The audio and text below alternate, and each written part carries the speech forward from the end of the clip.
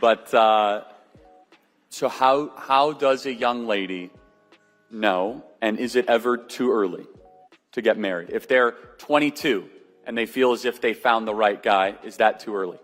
Well, if you're either way, whether you're younger, whatever age you are, I think going through, I know it has a stigma, but premarital is amazing. You get to learn so much about the person you're with, and I have seen it prevent marriages that should not be happening because they are so young and naive with things, and they're so lustful because they haven't gone down the road of having, they're saving themselves, so they're just like salivating.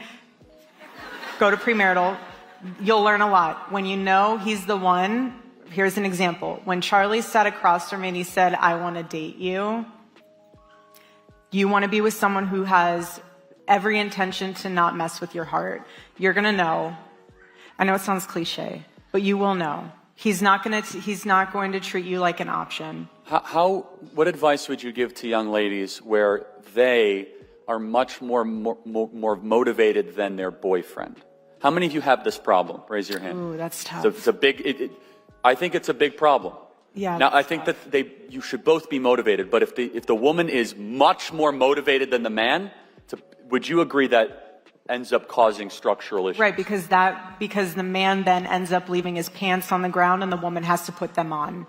And so then she becomes the breadwinner because then the husband's just chill and is like, I'm fine with, not going any further than the level that I'm at, while the woman is aspiring to be more and more and more. So then you become uneven and unequally yoked in your relationship or marriage, and that's just a recipe for absolute disaster. It becomes disordered, and there wasn't a ton of hands, but there were enough where it's a noticeable issue, and I find it from the young male perspective that there's a whole longer speech I could give about the problems with male masculinity. How many of you think that the current dating pool of young men is not great? Raise your hand. Okay. So no, this is very important. Every hand went up. This is very important. What if I told you if every hand of young men think that the dating pool of young women is not great? So who's right? Oh, you guys are right. Okay. Okay. I encourage you all to have a little more humility about that.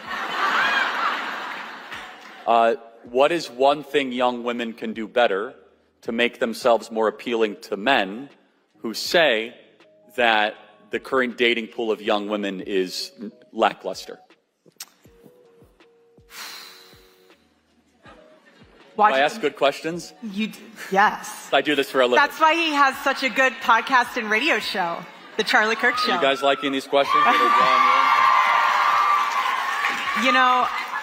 This might be so simple, but people pick up on the way you speak. I'm not talking about, if you sound smart or whatever. I'm saying they will pick up if you curse. They will pick up if you're speaking life over someone. Men hate when women are gossiping. Literally, the fire behind your lips is so powerful. And if you can find a way to harness your tongue in a way that's biblical, and you dress appropriately, you don't have everything hanging out, you will attract a different type of guy. Now, if you're going to the club or wherever you're going and you're trying to appease a guy that is, are you going to bring him to your mom? Are you going to bring him to your grandparents? Like, really just be the type of woman, the godly woman that God needs you to be to attract the man that he made for you. That's what you need to be.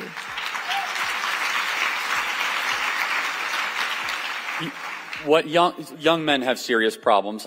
We're working on fixing that, right? And it's easy to laugh, but you need young men. You do, and understand that young men are in a far sicker position right now than young ladies are.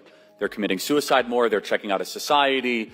They are on more They're on there's a lot of issues, and it's easy to kind of make fun of young men. But a society needs strong men, and we need husbands, and we need fathers, and everyone in this room should be part of that project of making men strong again. Everyone. And so let me first say what young men need to embrace. How many of you would agree that self-control is an attractive quality that's hard to find in men? Every hand goes up. Great. I say this to young men all the time, that a young lady cares more that if you can control your impulses and control your desires, because that is a signal of what?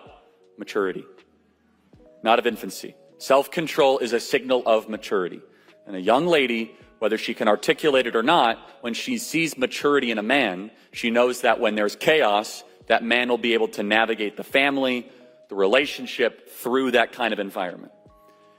Young ladies need to be willing to submit to a godly man when you meet one. And if you're not willing to do that, then you got to pray about that.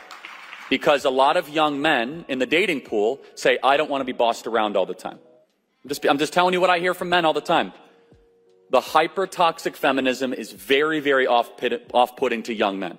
And I know this is contrary to what a lot of people hear on college campuses. You know, you have to assert your dominance, you have to kind of call your shot, that's fine. However, an attitude in the dating pool is that it can be very off-putting to young men that are already put down so much in our society. They're called toxically masculine, they're called, you know, who needs men, the patriarchy, and so then they just largely disengage. Or they do even a worse thing, which is they get involved like, I'm just going to sleep with a bunch of women, but not going to marry them, right? The problem is on both sides, in my personal opinion. And again, I think that Erika hit it perfectly. Last thing I'll say, and then we'll do some questions, is men want what they cannot have. Men will do anything to solve the problem of scarcity. Anything. And if men can get you quite easily, that is not an attractive quality to be able to have a man go on a journey with you. I'm just being very, very honest with you. And there's one thing that men want more than anything else, and it's not Bitcoin. You know what it is. And as women have not been saving themselves for marriage, and men too, in the last 30 or 40 years, we've seen marriage rates collapse. There is a one-to-one correlation on those two things. And so, all that to say that everybody in this room, you have more power than I think you could ever imagine. If everybody in this room collectively said that we are only going to save ourselves for our future husbands, men will grow up in a way that you would never imagine. Like you can't believe.